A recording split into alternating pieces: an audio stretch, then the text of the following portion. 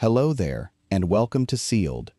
Tonight, you are going to sink, not into your bed, though your bed is where you should be, but into the deepest hollow that exists anywhere on the surface of this planet. Picture it now. You are lowered, slowly, feet first, into water so deep that if you dropped a heavy stone from a boat drifting on the surface above you, that stone would fall, and turn, and fall, and go on falling for the better part of an hour before it ever touched the bottom. Below you is a wound in the crust of the earth so profound that if you could lift the tallest mountain in the world, Everest itself, and lower it into this place, the summit that men have died trying to reach would still be drowned beneath more than 2 kilometers of black water. And somewhere down there, at the very floor of it, in a cold and a crushing dark that has never in the history of the world seen a single ray of sunlight, in a place more remote and more untouched than the gray plains of the moon, something is alive. Something small and patient is living down there right now as you lie here. And beside it, resting in the silt, someone once found a plastic bag. That is the mystery you are going to descend into tonight. Not whether the bottom of the Mariana Trench is deep, or dark, or cold. We know it is all of those things. The mystery is what is really down there. What waits at the bottom of the deepest place on Earth? What survives there? What it looks like, and what it means that the lowest point of our entire world, the one place further from the sky than any other, should already have been reached, and touched, and marked by us. So settle in. Let your body grow heavy against the mattress. Slow your breathing, and let it lengthen, the way the light lengthens and thins as you go down through water. There is nowhere for you to be tonight but here, sinking gently, and there is nothing for you to do but let yourself go down. You will not be crushed. You will not run out of air. You are perfectly safe, wrapped warm in the dark of your own room, and all you have to do is drift and listen and let me take you down through the layers of the sea, one after another, into the trench and towards the floor of the world. Let us begin where all deep things begin. At the surface, it is the western Pacific Ocean, far out beyond the Mariana Islands, hundreds of miles from any coast a person might casually walk to. Above you, the sky is enormous and empty, the pale blue of late afternoon, and the sea beneath it stretches out flat and unbothered to every horizon. If you were on a ship out here, this is what would strike you first. Not danger, not drama, but calm, an almost unbearable calm. The water is a deep, glassy, cobalt blue, so blue it seems to have swallowed every other color and kept only that one. The swell lifts the deck beneath your feet, gently, like breath, and sets it down again. Gulls do not come this far out. There are no landmarks. There is only the great slow heave of the open ocean, going about its ancient business as though no human eye had ever fallen on it. And that is almost true, almost. Because directly beneath this ordinary, sunlit, indifferent patch of water, the seafloor is not a few hundred feet down, as it might be near a familiar beach. It is not even the 2 or 3 miles down of the ordinary deep ocean. Here, in this one particular place, the floor of the sea drops away into a chasm so deep that we had to invent a new word for it. A crescent-shaped scar in the ocean floor, curved like a drawn bow, running for more than 2,500 kilometers through the crust of the earth, a length greater than the distance you would travel driving from the far north of Scotland all the way down to the south of Italy, and every mile of it plunged into darkness. This is the Mariana Trench, and at its very deepest, in a narrow slot near its southern end that we have come to call the Challenger Deep, the bottom lies almost 11 kilometers below the keel of any ship that floats above it. 7 miles straight down, further than most of us live from the shops we visit each week, except that distance is not laid out flat and easy along a road. It is stacked beneath you, layer upon crushing layer, straight into the heart of the planet. You cannot see any of that from the surface. That is the first strange thing to sit with tonight. Everything that makes this place the most extreme location on Earth is invisible. The sea here looks exactly like the sea anywhere. If you sailed across the Challenger Deep in fair weather, you would feel nothing, sense nothing, know nothing. The deepest point on Earth announces itself with a flat blue calm and a soft, rocking swell. All of its violence, all of its cold, all of its impossible weight is held below, sealed away beneath a mile, and then another mile, and then another of water, kept quietly out of sight. And that, perhaps, is the truest thing about the deep. It hides. It does not warn you. It simply waits and lets the surface go on shining. Now let the water take you. You are going in. The first stretch of your descent is the only part of this whole journey that will feel at all familiar, because it is the only part the sun can reach. Marine scientists call it the sunlight zone, the topmost layer of the ocean, and it runs from the glittering surface down to a depth of about 200 meters. 200 meters. Imagine the height of a great cathedral spire, and then imagine it turned upside down and pushed beneath the waves, and you have the rough measure of it. This is the thin, bright skin of the sea, the layer where almost everything you have ever seen of the ocean actually lives. The fish you could name, the dolphins, the turtles, the shimmering schools that turn all at once like a single silver curtain.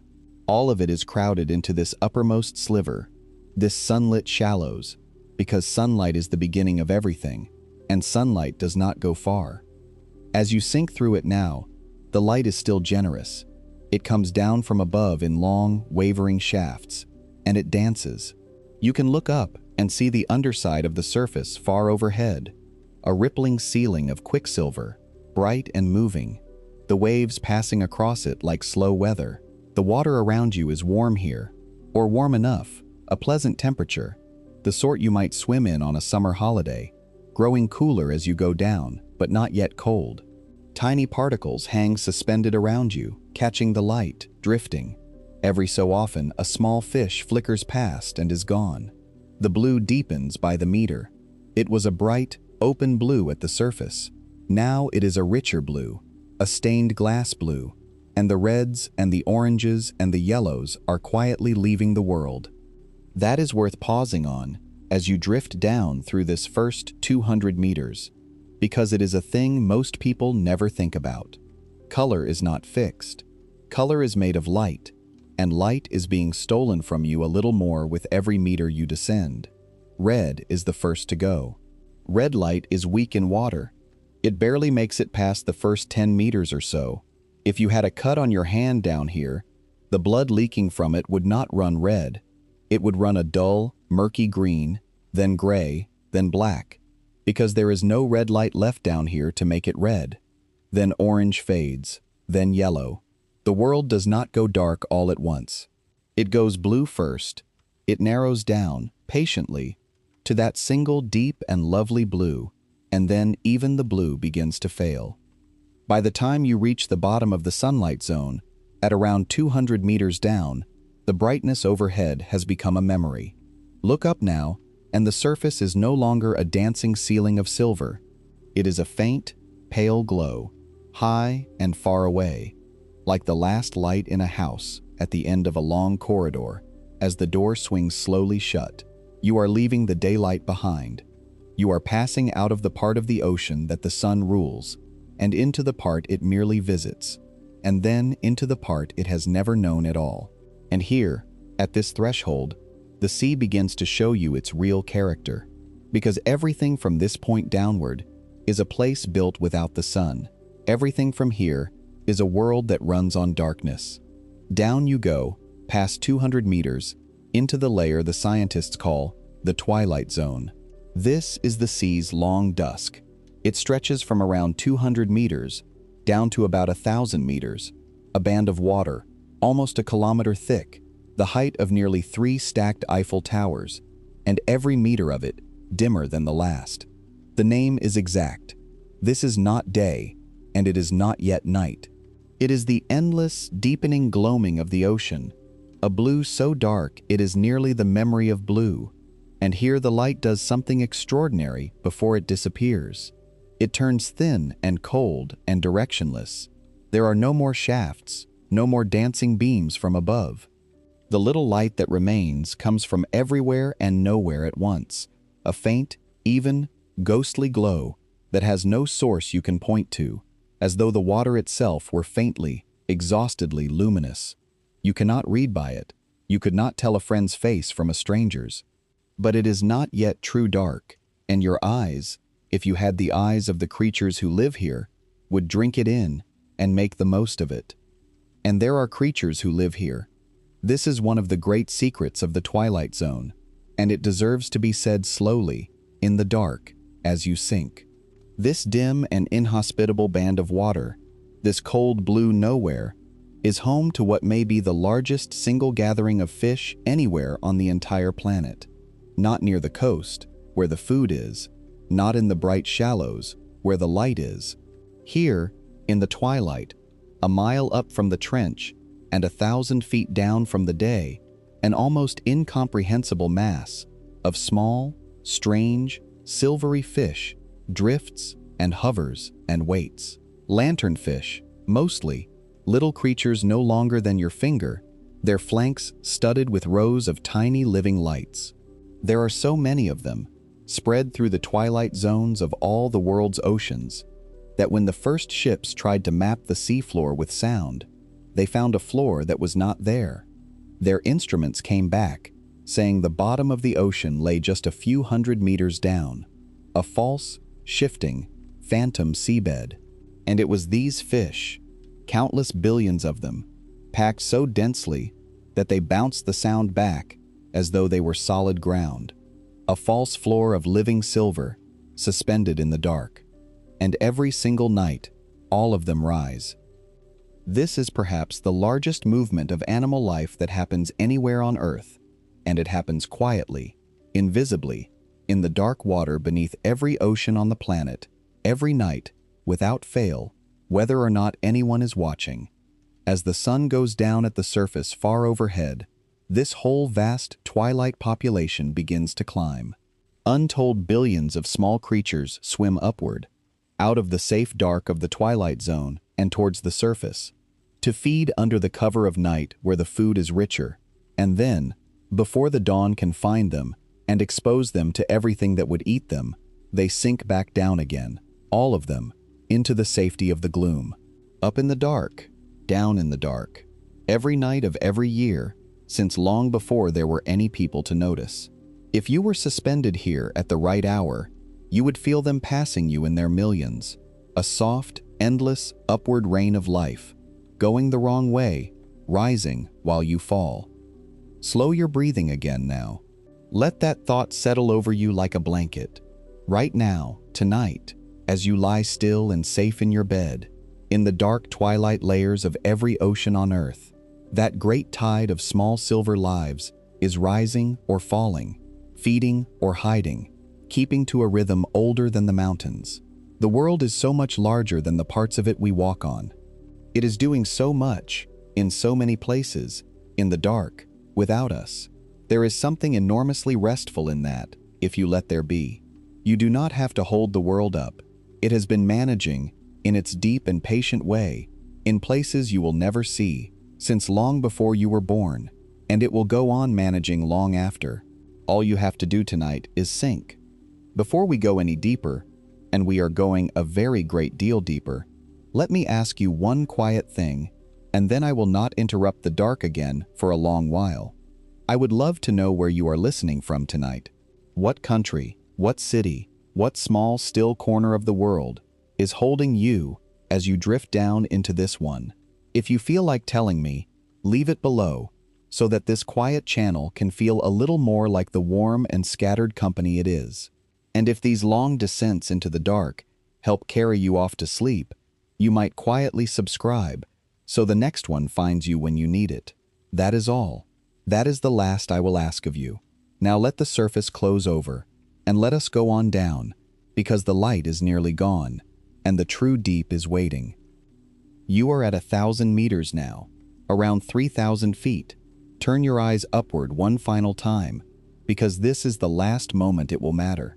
Somewhere up there, impossibly far, is the pale ghost of the surface glow, and then, as you sink past this depth, it goes. not dims, goes. You cross an invisible line in the water, a line no map marks and no eye could ever quite catch. And on the far side of it, there is no light at all. None, not a trace, not the faintest suggestion of up or of day. You have entered the part of the ocean that the scientists call, with an honesty you rarely find in scientific language, the midnight zone. And the name is not a metaphor. Below 1,000 meters, for the rest of your descent, and across most of the volume of the sea, it is midnight. Permanent, total, sunless midnight, from here all the way to the bottom of the world.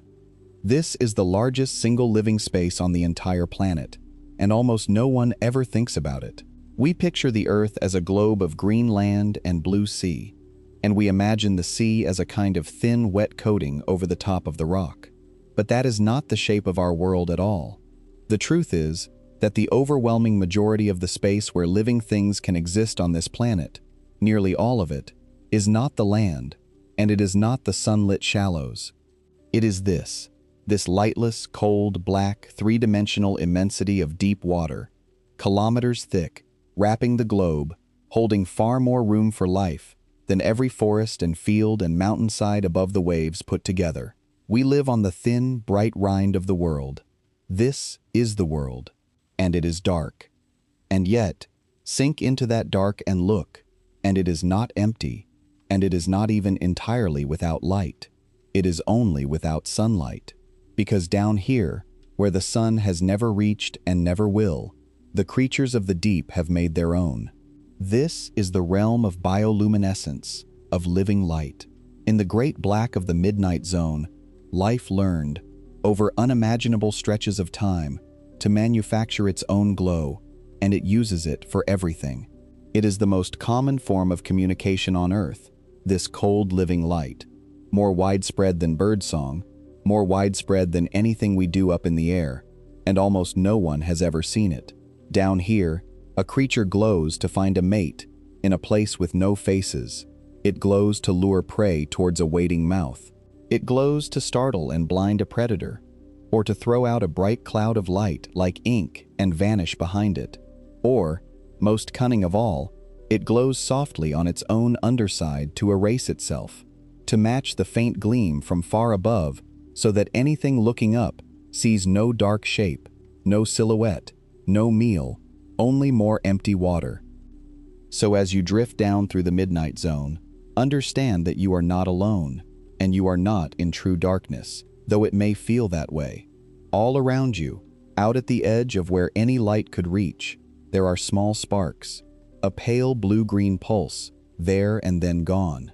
A slow, drifting constellation that turns out to be a single animal, strung with its own quiet lamps. A sudden burst, like a struck match in a cave, as something is startled by your passing. These are the only lights in the whole immense dark, and they are all alive, and they are all speaking a language of glow and pulse that we can barely begin to read. It is the most alien place you could imagine, and it is here, on our own planet, and it is far larger than the world you know. And through all of it, always, in the midnight zone, there falls the snow. They call it marine snow, and it is one of the most quietly beautiful things in all the ocean. Look closely into the beam of the light you carry, into the black water just in front of your face, and you will see it, a slow, ceaseless, gentle downward drift of pale particles, thousands upon thousands of them, sinking past you, sinking with you, endlessly falling. It never stops. It has never stopped, not for a single moment in millions of years. It is not snow, of course. It is soft and pale, and it falls in silence, but it is not frozen water. It is the remains of the world above. Every particle of it was once alive, up there in the sunlit layers. The bodies of the tiny plants and animals that live and die by the trillion near the surface, the cast-off shells and scraps and droppings of the whole bright world of light, all of it clumps together and grows heavy and begins the long, slow fall into the dark. It takes weeks for a single flake to complete its journey from the surface to the deep floor. Weeks of falling, and every creature down here, in the whole of this black and sunless immensity, ultimately lives on this, on the slow, soft, constant snowfall of everything that has died in the light above. The deep does not make its own food. The deep is fed, grain by grain, flake by flake, by the gentle raining down of the world that basks in the sun. There is a whole hidden economy to it, a patient falling of gifts from the bright world to the dark one, and it has been going on, uninterrupted, since the seas were young. Let yourself fall with the snow now, where there is no hurry. You are somewhere past 2,000 meters, then past 3,000, sinking through the great black heart of the midnight zone, and the numbers have started to lose their ordinary meaning. 2,000 meters is deeper than most nuclear submarines ever dare to go. 3,000 meters is deeper than the resting place of most of the ships that have ever sunk, and still, the floor is nowhere in sight.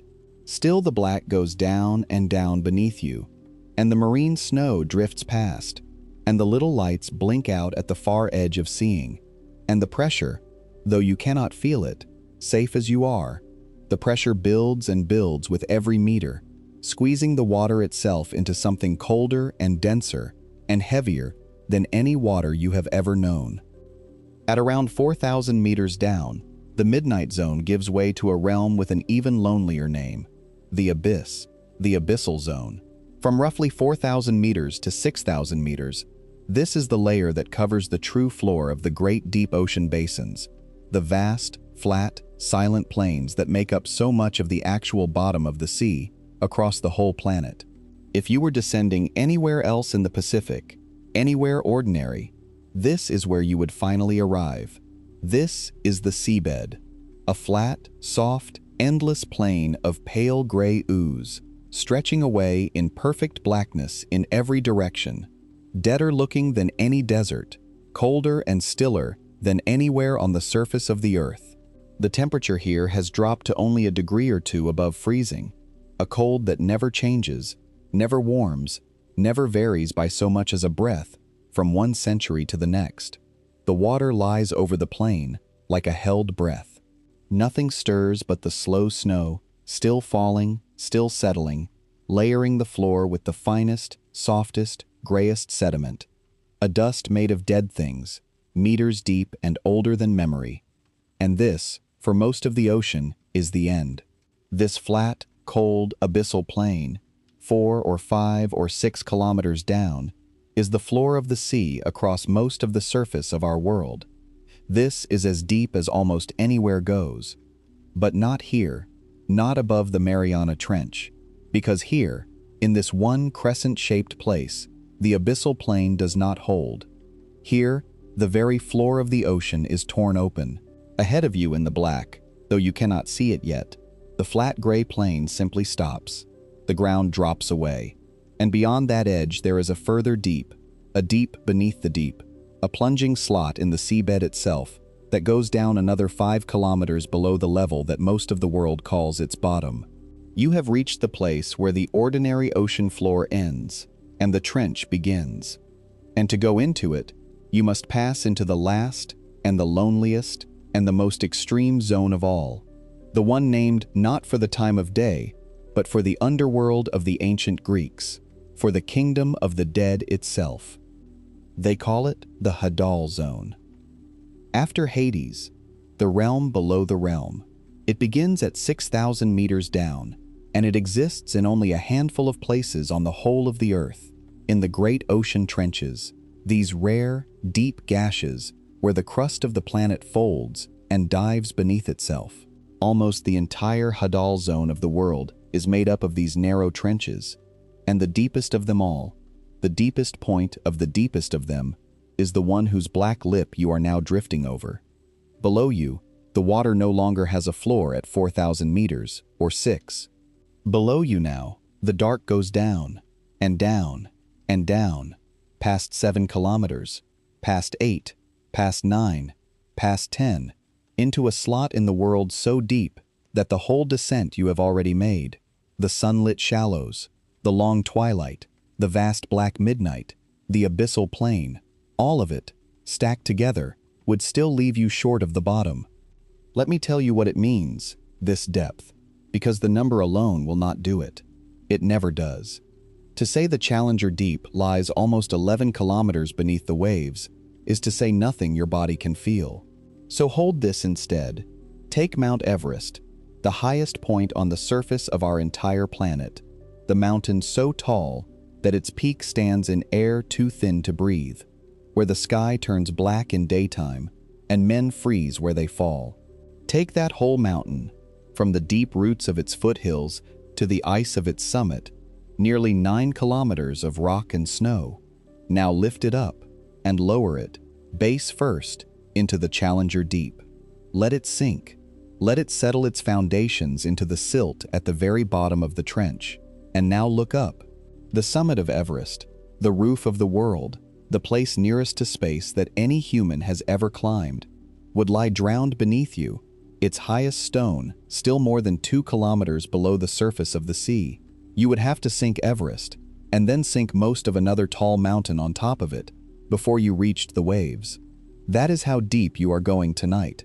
And the strangest part, the part that ought to keep you awake if anything could, except that tonight it will do the opposite. It will carry you down into sleep. The strangest part is this: that mountain does not exist down there, of course. There is no Everest at the bottom of the sea. There is only the water, and the dark, and the cold, and the silt, and whatever lives in it. But everything I have just described, the impossible depth, the crushing weight, the eternal night, all of it is real, and all of it is down there right now, beneath the flat and shining surface of an ordinary patch of the Pacific, and almost no human being alive has ever seen it, and it has been waiting there, exactly as it is, for longer than there have been human beings at all. And now you are going to walk in it. Come with me, leave the falling, leave the drifting, and let your feet find the bottom. Feel the very lowest floor of the world rise up gently to meet you out of the black. You will not sink into it and vanish. Tonight, you are lighter than that. Let your feet settle onto the silt of the Hadal deep and stand. Stand at the bottom of the Mariana Trench, in the dark, and be still for a moment and take it in. The first thing you notice is the softness underfoot. The floor of the trench is not rock, not here in the deep basin of it. It is ooze, a fine, pale, grayish-tan sediment, soft as the finest flour, laid down grain by grain over millions upon millions of years by the endless snowfall from above. When the first machines came down here, their weight barely marked it, and yet what marks they made will last, undisturbed, for centuries, perhaps for longer than our whole civilization, because nothing down here will ever wash them away. There is no current strong enough. There is no tide. There is scarcely any movement at all. Step now, and feel the sediment give softly beneath you, and see, if you carry a light, the faint puff of pale dust rise where your foot has fallen, and hang, and settle, so slowly, back into stillness. Every footprint you leave tonight would outlast you by an age. Look down at your own body. If you carry your own light with you, watch how it behaves. It does not travel. Up on the surface, light throws itself across a whole landscape. Here, it dies within a few meters, swallowed on every side by a dark so complete and so total that it presses against the edge of the beam like something solid. You stand inside a small, trembling globe of light no wider than a room, and beyond its edge, in every direction, ahead of you, behind you, above you, out into the endless slot of the trench, there is nothing but the black, not shadow, not gloom. The absolute, sunless, ancient dark of a place the light of day has never once touched in all the 4.5 billion years this planet has existed.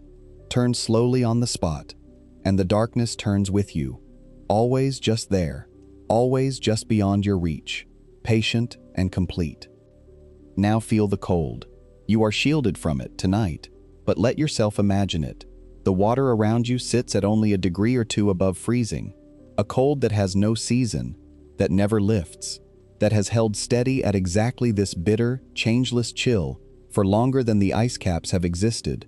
It is a cold that does not bite the way winter air bites. It is a deeper, stiller, more absolute cold, the cold of a place that the warmth of the sun has never reached and will never reach, a cold as old and as constant as the trench itself. And now feel the weight. This is the thing you cannot see and cannot hear, and it is the true master of this place. Above your head, above the small dome of your light, above the black, there is a column of water almost 11 kilometers tall, and it is pressing down, all of it. Every drop of that 7-mile column of ocean is bearing down on the floor of the trench where you stand, and the weight of it is beyond anything your body has ever known or could ever survive unshielded. Down here, the pressure is more than 1,000 times what you feel at this very moment, lying in your bed under the ordinary weight of the whole atmosphere. Try to hold what that means. It is as though, on every single patch of your skin, no larger than a thumbnail, someone had come and balanced the full weight of a large elephant, several tons, resting on an area smaller than a coin, and then repeated it, again and again, across every inch of your body at once, from the soles of your feet to the crown of your head. It is a pressure that would collapse an ordinary submarine like a drinks can crushed in a fist. It is a pressure that squeezes the very water into something denser and heavier than the water you know, and it never lets up. It is here now. It has always been here. It is the sealed and silent weight of the deep, and it holds the whole trench in its fist, and it has never once, in all the ages of the world, loosened its grip. Walk now. Move forward across the floor of the trench, slowly, in your small globe of light, and let me be your eyes at the bottom of the world. Ahead of you, the ground is nearly flat, a soft gray plain fading into black, but it is not featureless. Sweep your light low across the sediment as you go, and you begin to see that this is not a dead place. It is not empty. Faint trails wander across the ooze, shallow furrows and grooves and drag marks, the tracks of things that have passed this way, evidence of small, patient lives moving across the floor of the trench in the dark. Here is a delicate, star-shaped impression, and the animal that made it may still be near. There, half buried in the silt, is a pale and rounded shape that does not move as your light falls on it, and cannot be a stone, because nothing brought stones down here. It is alive, or it was, some soft and patient creature of the deep, keeping to itself in the cold. Kneel if you like, bring your light close to the sediment, and watch. And out of the pale ooze, if you are patient, life will show itself to you. A small, pale, shrimp-like creature, no larger than your thumb, comes swimming into the edge of the beam, moving with a quick and startling energy that seems impossible in such a still and heavy place. It is an amphipod, a scavenger, one of the great survivors of the Hadal deep, and there are more of them down here than of anything else that swims. They live on the marine snow and on the rare great gifts that fall from above, the body of a fish, the carcass of some larger creature from the sunlit world, sinking at last all the way to the bottom, to be found within hours by these small, tireless, patient eaters in the dark, where you might expect the deepest, coldest, most crushing place on earth to be lifeless and sterile. Instead, the beam of your light finds them swarming, dozens of them, then hundreds, drawn to anything new, quick and silver pale in the black, thriving under a weight that would flatten you, in a cold that never ends, in a night that has no dawn. Move on. Follow the gentle downward slope of the trench floor deeper into the slot, and let the darkness part before your small light and close again behind you. All around you now, as you walk, is the true bottom of the world. There is no lower place to go than this on the whole surface of the earth. If you kept walking, and the trench went on, you would still be at the deepest place there is, further from the sky than any other point on the planet, a full 7 miles beneath the shining, ordinary, forgetful surface where the ships pass and the sun still falls. And it is quiet here. It is quieter than anywhere you have ever been. There is no sound but the sounds you bring. The great column of water overhead does not groan. The cold does not sigh. The dark does not speak. There is only the soft give of the sediment beneath your feet, and the slow settling of the dust behind you, and the small pale lives moving at the edge of your light, and above it all, unfelt and unheard and never ever lifting, the immense and patient weight of the sea. Stand still now, at the bottom of the world, and rest here a moment before we go on. You have come down through the sunlit shallows, and the long blue twilight, and the vast black midnight, and the cold abyssal plain, and over the edge of the ordinary floor of the world, and down into the Hadal deep, all the way to the silt of the Challenger deep, the lowest place there is. You are as far down as it is possible to go, and you are safe. Nothing here can reach you. The weight cannot touch you. The cold cannot find you. The dark is only a dark you are visiting, and you can leave it whenever you choose. For now, simply stand in it. Let the stillness of the deepest place on earth become your own stillness. Let the great changelessness of it, the cold and patient permanence of a place that has waited unchanged since before there was anything alive to see it, settle over you like the softest and heaviest of blankets. There is nothing down here in any hurry.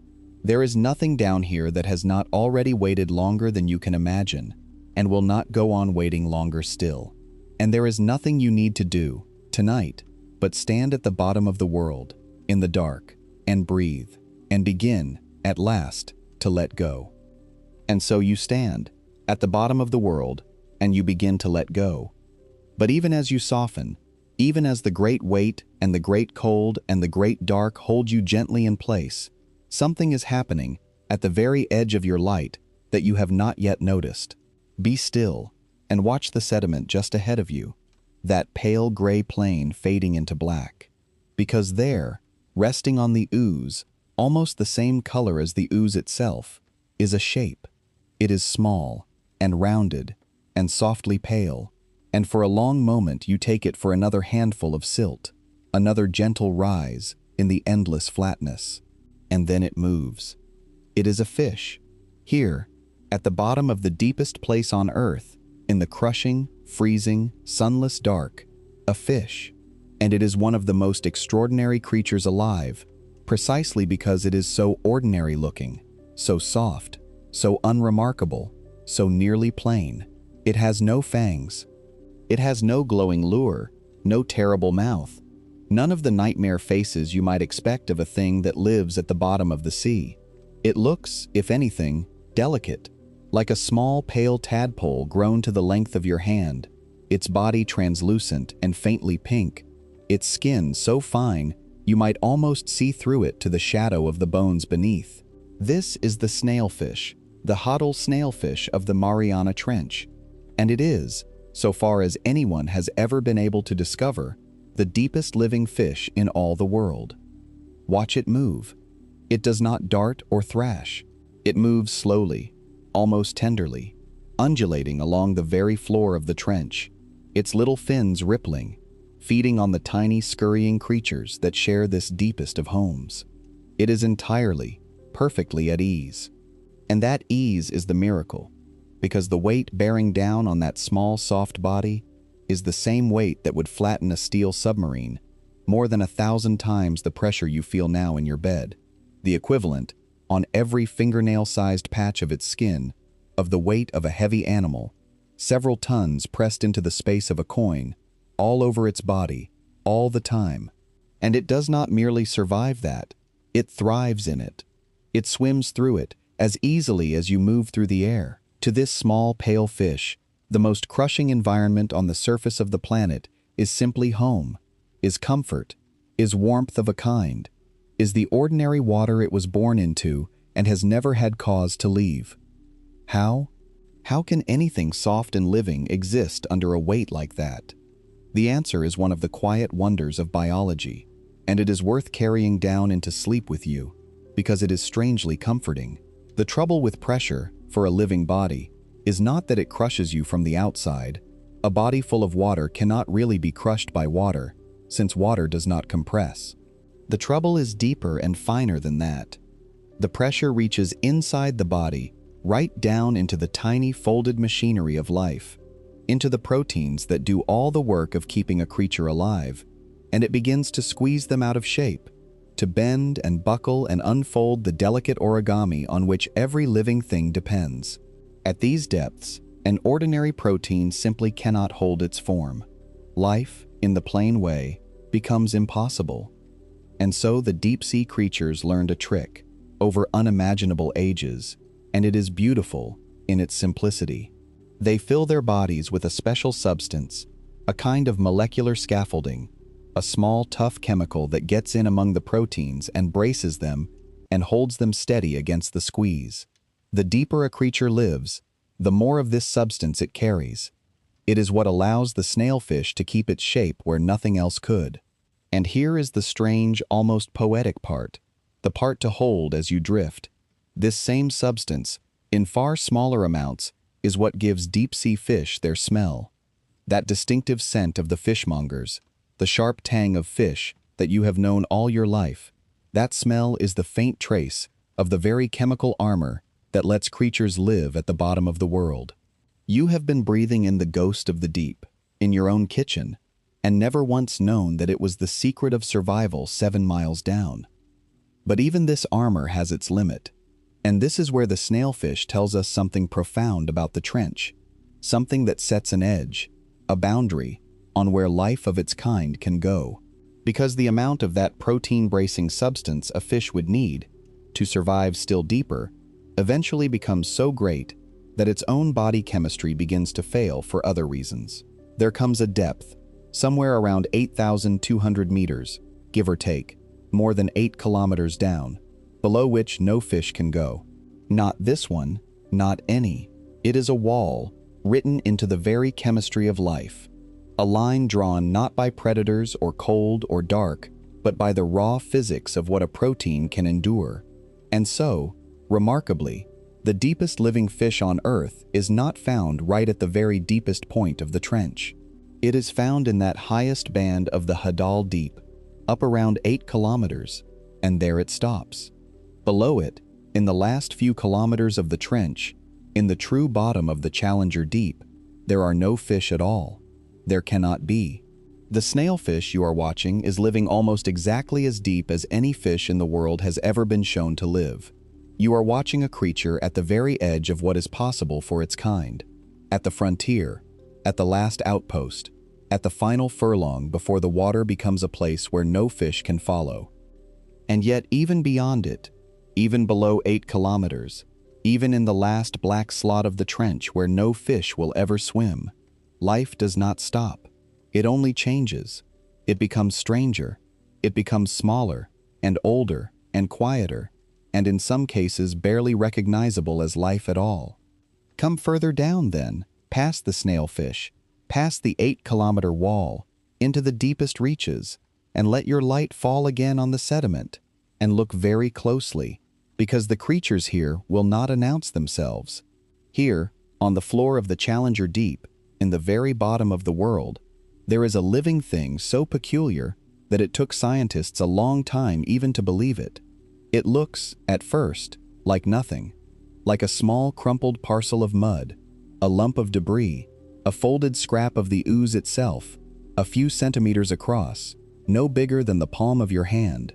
It does not move. It does not appear to do anything at all. And yet it is one of the largest single-celled organisms on the entire planet. One cell, not a creature made of many cells the way you are, the way the fish is, the way nearly everything you have ever seen is built.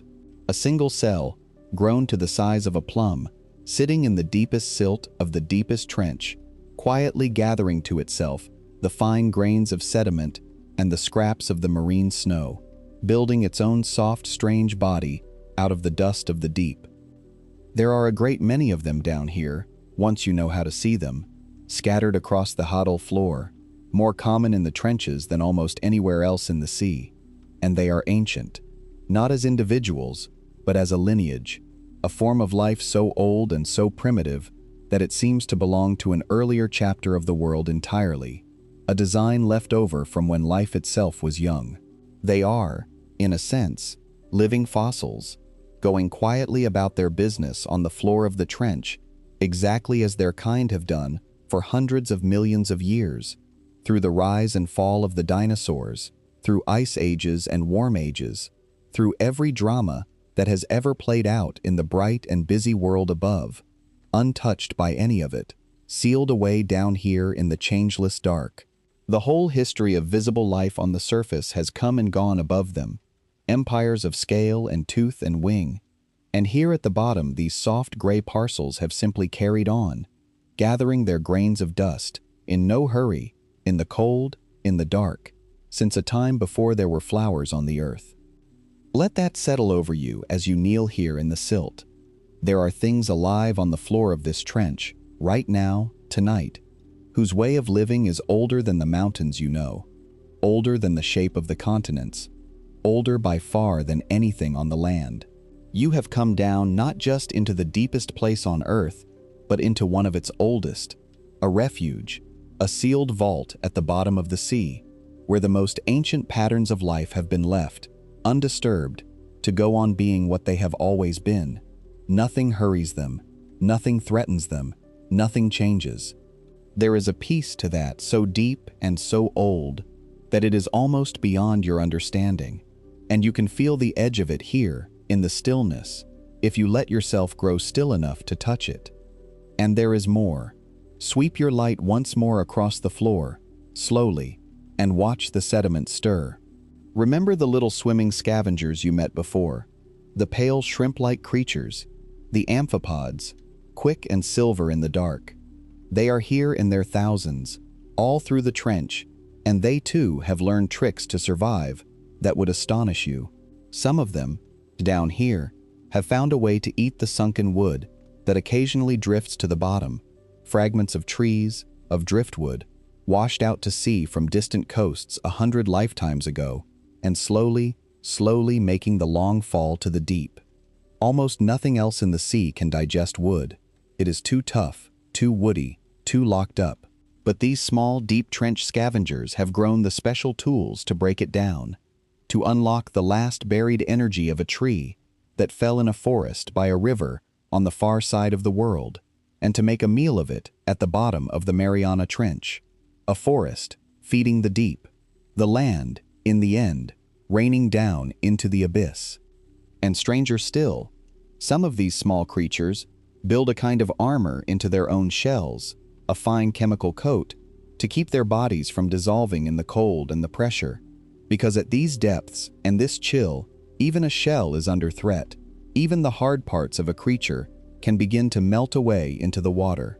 So they line themselves, from the inside, with a self-made mineral gel, a living armor, a defense against a place that is trying, gently and endlessly, to unmake them.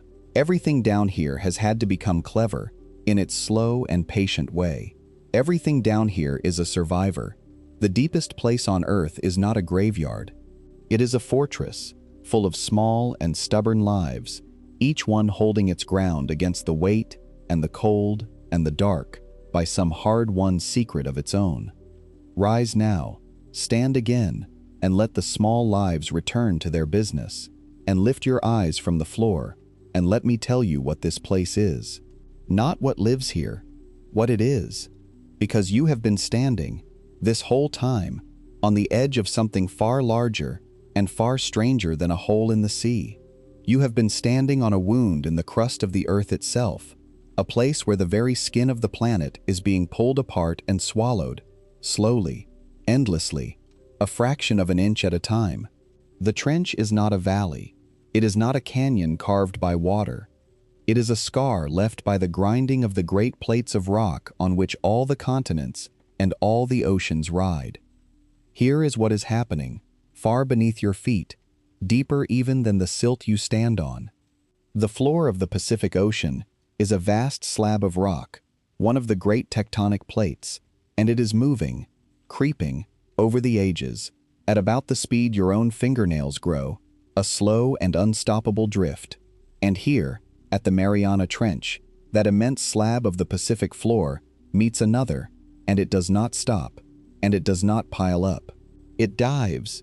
The whole edge of the Pacific plate bends downward and plunges beneath its neighbor, sliding back down into the hot interior of the earth, back into the deep rock from which it once came, to be melted and swallowed, and eventually, over tens of millions of years, remade. The trench is simply the crease, the fold line, the deep bend in the seafloor, where one plate turns and dives beneath the other. It is the deepest place on Earth, because it is the very hinge of that diving, the point where the crust of the world is being drawn back down into itself. And the rock that is diving here is old, astonishingly old. The slab of ocean floor that plunges into the Mariana Trench is among the most ancient seabed anywhere on the planet. Rock that formed at the bottom of the sea perhaps 180 million years ago, laid down when dinosaurs walked the earth, when the continents wore shapes you would not recognize, when the world was warm and strange and young. All that time it has been drifting, slowly, across the floor of the Pacific, cooling, growing heavy, until at last it has arrived here at the western edge of its long journey, and here it bows its head, and here it begins to sink back into the deep, taking with it the record of 180 million years, folding the ancient past of the seafloor back down into the furnace of the earth. You are standing above the place where the planet swallows its own oldest skin. This is the drain of the world. This is where the crust goes to be unmade. It happens with unimaginable slowness, and it happens with unimaginable force. The pressure of one continent-sized slab of rock diving beneath another does not go unnoticed. It is this same grinding descent, all around the rim of the Pacific, that builds the volcanoes, and shakes the ground, and sends the great waves running towards distant shores. The trench beneath you is quiet tonight, utterly, perfectly quiet. But it is quiet the way a drawn bow is quiet, the way the deepest sleeper is quiet. The forces at work here are among the mightiest on the entire planet, and they are patient beyond any human measure, moving the width of a fingernail in a year, folding whole oceans away over the span of 100 million years. You could stand here for your entire life and see nothing move at all, and yet the ground beneath the silt beneath your feet is on the slowest and most enormous journey there is, down and down into the heart of the world. There is even a strange sort of breath to this place, if you know where to look. Along the slopes above the deepest floor, where the diving plate scrapes and grinds against its neighbor, the rock and the seawater mingle far below and react and are transformed, and in places this creates soft mounds and rises on the seabed that slowly ooze a pale, cold, otherworldly mud up from the deep, mud from rock that has been altered miles down, welling gently to the surface of the seafloor and spreading out across it. And in that strange cold mud, in water so chemically bitter and unearthly that almost nothing should be able to bear it, life has found a way once more. Small creatures cluster there, living not on the marine snow, not on the sunlight-fed gifts from above at all, but on the raw chemistry of the deep earth itself, drawing their living from the very substance of the rock and the strange cold breath of the diving plate. Life, down here, will take hold of almost anything. Give it a whisper of energy, a trickle of chemistry, the faintest possibility of a living, and it will be there, patient and stubborn, in the dark, at the bottom of the world, feeding on the planet's own slow exhalation. You have seen, now, what the deepest place on Earth truly is. A wound where the crust dives and is swallowed. A vault where the oldest and strangest forms of life have sheltered, unchanging, since before the age of flowers. A fortress of small, stubborn survivors, each armored against the weight and the cold by some secret of its own. A place fed by a snowfall of the dead from the bright world above, and here and there by the cold breath of the earth from below. A place of total dark, total silence, total stillness, held under a weight beyond imagining, 7 miles beneath the calm and forgetful surface of an ordinary sea. And in all the long history of the world, in all the 4.5 billion years this planet has turned, almost nothing has ever disturbed it. It has been, from the beginning, one of the most untouched, unreachable, and secret places that exists anywhere. And yet, and here is the turn, here is the thing that changes everything. Here is the mystery that opened this long descent and that I promised you we would return to. It has been touched. It has been reached. It has been seen. Not by fish, not by snailfish or amphipod or ancient single cell, by us.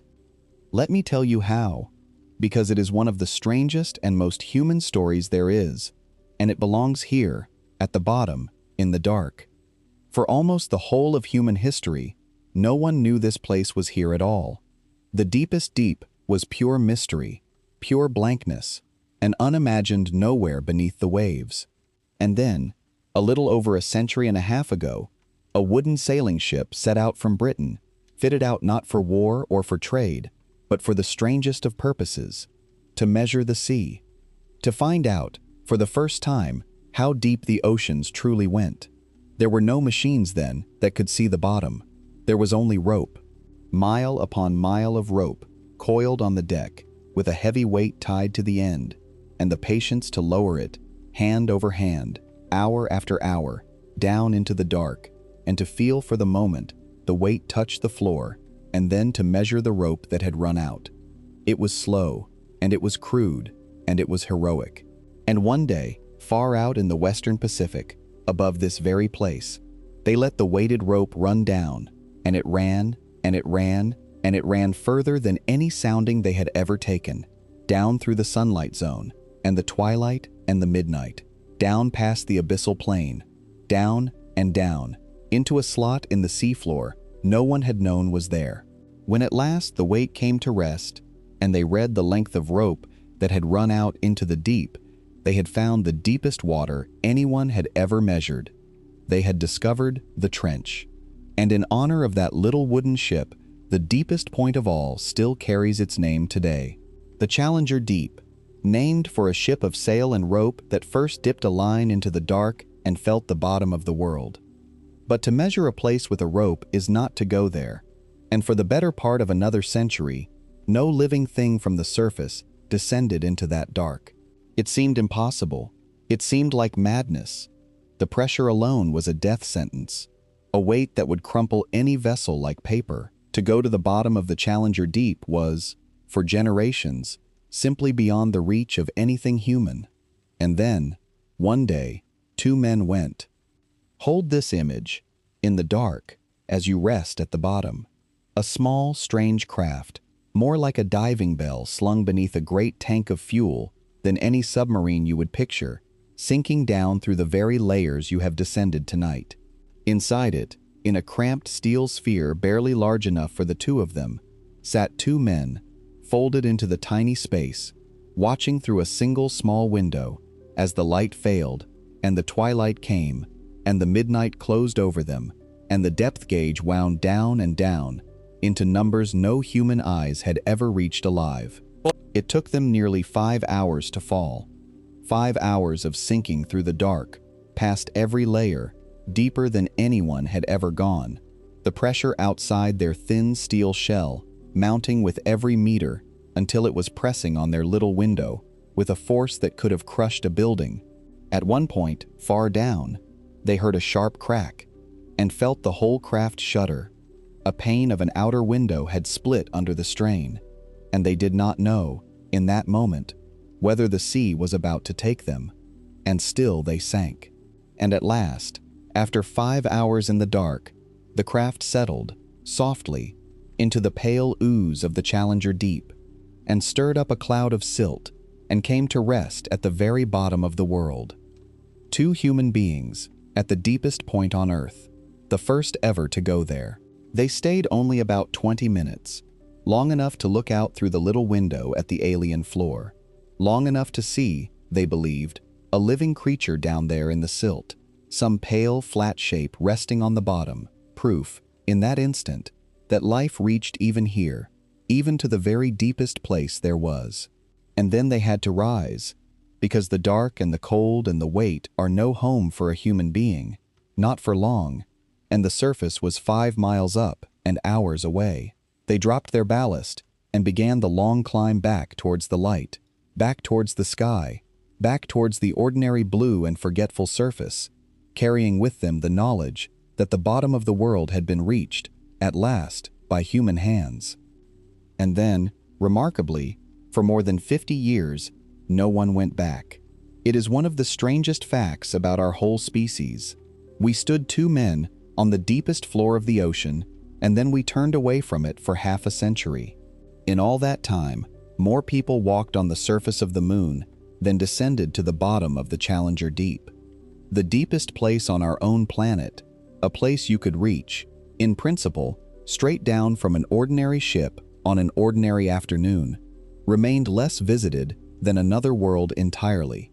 We looked up and we went to the moon, again and again, and beneath our own keels, 7 miles down, the trench stayed sealed and dark and empty of us, waiting. Until, in more recent years, a handful of people went back. One man, a filmmaker with a lifelong love of the deep, built a craft of his own and descended alone, the first solo journey to the bottom of the world, dropping through the dark in a slender vertical vessel and coming to rest on the same silent floor, staying for hours this time, moving his lights slowly across the ooze, seeing with his own eyes the strange pale creatures and the endless soft gray plain, before rising once more to the light he had left. And later still, another expedition came and dived again and again into the deepest trenches of every ocean, mapping them, measuring them, filming the small, stubborn lives that no one had ever properly seen. Slowly, the deepest place on Earth has begun to give up a few of its secrets, a very few. The overwhelming majority of it remains as unknown to us as it ever was. We have better maps of the surface of Mars, of the moon, of distant worlds, than we do of the floors of our own deep trenches. But we have been down there. We have stood, in our fragile shells, at the bottom of the world, and looked out, and come home.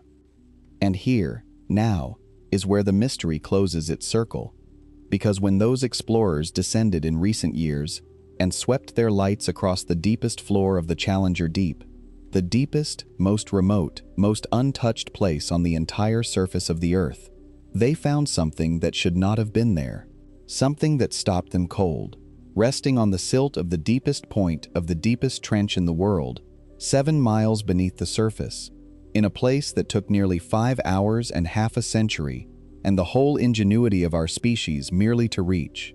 There, in the beam of the light, lay a plastic bag, a single, ordinary, crumpled plastic bag, the kind that blows down a supermarket car park, the kind you carry your shopping home in and throw away without a thought.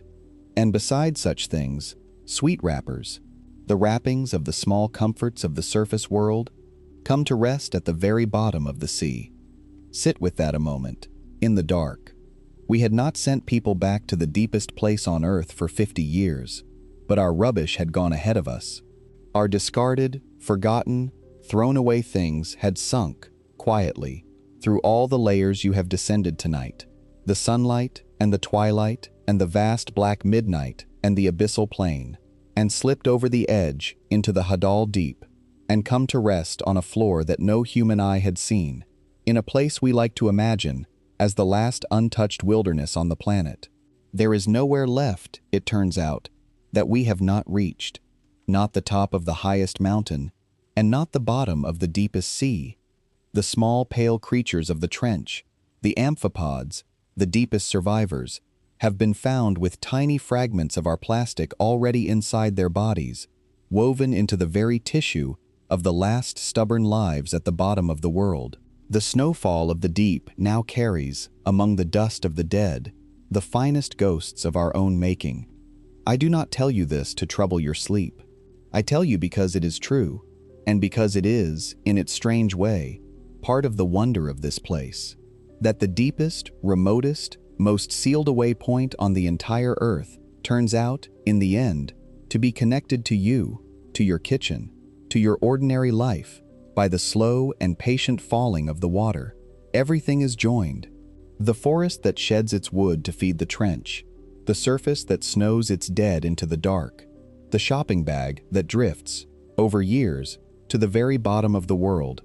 All of it is one thing, one connected whole, one single deep and turning system, and you are part of it, and it is part of you, and none of it is truly separate, none of it is truly far away. The bottom of the Mariana Trench is not another planet. It only feels like one. It is here, on your own Earth, reachable by a straight line down through the water, tied to the surface and to you by 1,000 invisible threads.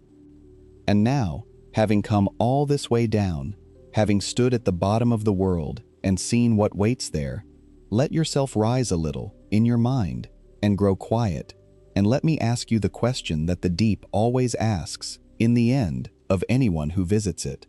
What does it mean?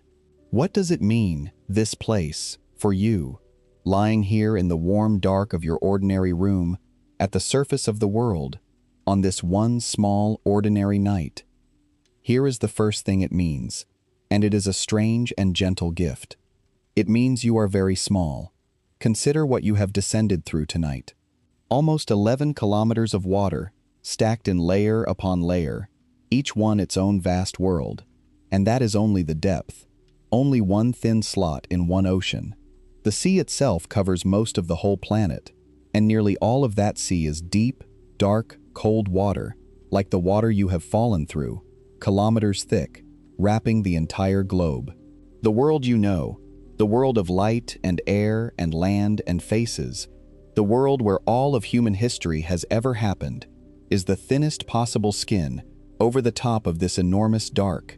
Everything you have ever done, everyone you have ever loved, every triumph and every sorrow, and every worry that has ever kept you awake at night has taken place in that bright, thin rind. And beneath it, all this time, unregarded, has lain this immensity, this cold, patient, sunless world, larger by far than all the lands of the earth, going about its slow business in the dark, entirely indifferent to whether you sleep tonight or not. Now you might think that would be a frightening thought, and once, perhaps, it would have frightened you. But feel how it lands now, here in the dark, at the bottom, having seen the place with your own eyes. It does not frighten, it releases. Because if you are that small, if your whole life, and all its weight, is such a thin, bright film over such an ocean of deep and ancient dark, then the things that press on you, the worries you carried into this bed tonight, the words you wish you had not said, and the things you have left undone, the whole heavy freight of an ordinary human day, they are small too. They are small the way you are small. The trench does not care about them, and that is not cruelty. It is mercy. It is permission. Permission to set them down. Permission to be, for one night, just one small, warm, living thing on the thin, bright surface of an enormous and patient world, with nothing to prove, and nothing to hold up, and nowhere you have to be. The deep asks nothing of you. It has been here, immense and untroubled, for longer than there have been eyes to see it, and it will be here, exactly the same, long after every worry you have tonight has been utterly forgotten. There is a deep rest in that, if you let there be. You are allowed to be small. You are allowed to let the great dark hold your smallness gently, and to close your eyes and to let go. And here is the second thing it means, and it is deeper still. It means you are held inside an enormous stretch of time. Think of the rock that dives beneath the trench, 180 million years old, laid down when the world was so young that not one thing you recognize had yet appeared upon it. Think of the little single-celled creatures on the trench floor, whose way of life is older than the mountains, who have carried on unchanged through every age of every drama the surface has ever known. Think of the marine snow, falling without pause for as long as there have been seas. Every flake a small death, every death a small feeding, a slow, soft, ceaseless raining of the world into the dark that began before there were any people, and will continue, grain by grain, long after the last of us is gone. The trench moves at the speed of a growing fingernail. It has taken tens of millions of years to fold one ocean's edge back into the earth. Against that, a human life is not even a flicker. It is not even the fall of a single flake of marine snow through the whole column of the sea. And this, too, is not a sorrow but a comfort, if you turn it the right way in the dark, because it means you are part of something vast and slow and enduring, something that was here long before you and will be here long after. something patient beyond all measure. The deep does not rush. Nothing at the bottom of the world is in any hurry, and nothing ever has been. The single cell gathers its grains of dust in no hurry. The plate dives at the speed of a fingernail, in no hurry. The snow falls for weeks to reach the floor, in no hurry. There is a whole immense province of the planet down there, where haste has no meaning at all, where everything happens on the scale of ages, softly, without struggle, without alarm.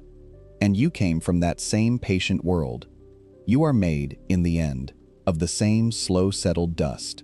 The atoms in your own body were forged in ancient stars and scattered and gathered and settled over billions of years into the shape that is briefly you. You are not separate from the deep time of the trench. You are a small, warm expression of it, a little gathering of the ancient patient world that has, for a while, sat up and opened its eyes and looked around.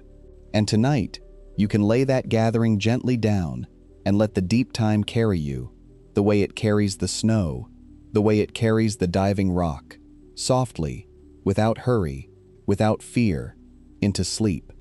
And here is the last thing it means, and it is the simplest, and it is why you came. It means the world is full of wonder, still, even now, even here, on a night when you are only trying to fall asleep. We live our days as though everything ordinary is known and dull and used up, as though the marvels are all far away, on other worlds, in other times, in stories. And all the while, 7 miles straight down from where the ships pass on a calm afternoon, there is a place of total dark and total silence, where soft, pale fish swim under the weight of the sky, where single cells older than the mountains gather dust in the cold, where the crust of the planet dives quietly back into itself, where our own species has stood, twice or 3 times in all of history, in fragile steel, and looked out in wonder. It is real. It is there right now, tonight, unchanged, doing what it has always done, whether or not anyone is watching, whether or not anyone believes it. The deepest, strangest, most extreme place on the whole of the earth is not a fantasy and not a distant world. It is here, on your planet, beneath your sea, part of the same single turning globe that holds your bed and your window and your quiet, dark room. And you have visited it tonight. You have gone down through all its layers and stood on its floor and seen its secrets, and now you may rise, slowly, and come home. So let yourself rise. Let the bottom of the trench release you, gently, the soft silt settling one last time where you stood, your footprints left behind to outlast whole ages of the world. Feel yourself lifting, slowly, up off the floor of the Challenger Deep, up through the cold and patient Hadal dark, up past the 8-kilometer wall where the last fish swim, up through the great black silence of the deep. There is no hurry. There is never any hurry here. Rise the way the marine snow falls, softly, without effort, drifting upward now instead of down, back through the layers you know, up through the abyssal plain, that flat, cold, endless floor, and leave it below you, up through the midnight zone, and watch the small living lights of the deep sea blink and pulse and pass you as you go, a scattering of cold blue sparks, wishing you well on your way, up and up into the twilight, where the great silver tide of small fish drifts through the deepening blue, rising or falling with the hour, going about the oldest rhythm in the world, and up, at last, towards the light. See it now, far above you, the pale glow returning, faint at first, then growing, the ghost of the surface, the memory of day. Feel the water warming, gently, degree by degree, as you lift towards the world of the sun. The blue lightens around you, the dark thins and lifts and lets you go. The first true shafts of light come slanting down through the water to meet you, wavering, dancing, alive, and you rise up into them, up through the bright sunlit shallows, up towards the silver rippling ceiling of the sea. And then, softly, without any shock, without any cold, you break the surface, and you are back. Back at the calm blue face of the ocean, under the enormous quiet sky, the swell lifting you gently and setting you down, the whole immense and secret deep sealed away once more beneath you, holding its dark and its cold and its patient lives exactly as it always has, exactly as it always will, whether or not you ever go down again. And now let the sea fade, and the sky fade, and let yourself come the rest of the way home, back through the water, back through the dark, back into your own quiet room, into your own warm bed, where you have been safe this whole time, where you have never truly left. Feel the mattress beneath you again, soft and holding you up. Feel the weight of your own blankets, gentle and warm, nothing at all like the great weight of the deep, only the kind and familiar weight of your own bed on an ordinary night. Feel your breath, slow and easy now, moving in and out without any effort, as slow and as patient as the snow that falls through the sea. There is nothing left for you to do tonight. You have been all the way to the bottom of the world and back. You have seen the deepest, darkest, most secret place there is, and it did not harm you, and it never could. And now you are here, at the surface, in the light of your own life, warm and held and perfectly safe, and it is time, at last, to sleep. Let your thoughts grow soft, the way the light grew soft as you sank, dimming gently, one shade at a time, until they fade into a warm and easy dark.